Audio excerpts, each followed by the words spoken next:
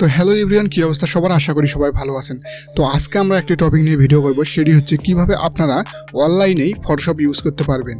তো চলুন বেশি দেরি না করে আমরা ভিডিওটি শুরু করা যাক। তো প্রথমে আপনারা দেখতেই পাচ্ছেন, এটা হচ্ছে আমাদের কম্পিউটারের ফটোশপ, ঠিক আছে, সফটওয়্যার ফটোশপ। আপনাদের কম্পিউটার যাদের একটু নর্মাল, তারা আপনারা অনলাইন ফটোশপটা ব্যবহার করতে পারেন। তো চলুন কিভাবে আপনারা অনলাইনে ফটোশপটি পাবেন সেটি আজকে আমরা দেখব।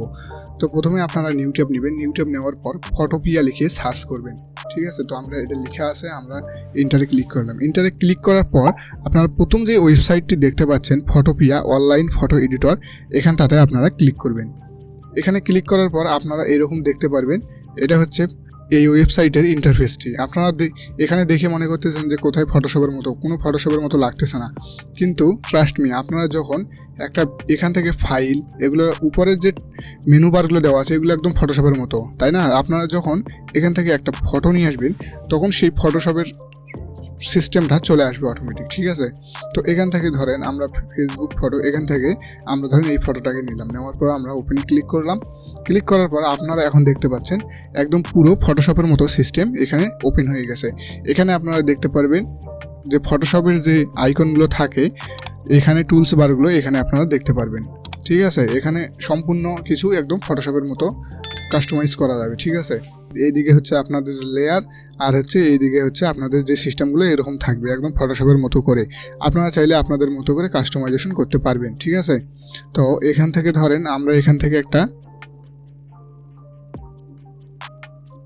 এই দেখেন আমরা একটা রেক্ট্যাঙ্গল নিলাম, নেওয়ার পর দেখতেই পাচ্ছেন এখানে ফটোশপের মতো একদম সিমিলারভাবে আপনারা সম্পূর্ণ কাজ করতে পারবেন, ঠিক আছে। এটা নেওয়া হইলো, এটা আমাদের নেওয়া হয়ে গেল কমপ্লিট। এখন এখানে শুধু একটা জিনিস কি, এখানে দেখেন ট্রান্সফর্ম কন্ট্রোল, এখানে ক্লিক দিলে আমাদের এই ট্রান্সফর্ম কন্ট্রোলটা আসবে। তো এখানে শুধু এই সিস্টেমটা একটু আলাদা, তাছাড়া আপনারা সম্পূর্ণ কিছুই এখানে পেয়ে যাচ্ছেন, ঠিক আছে।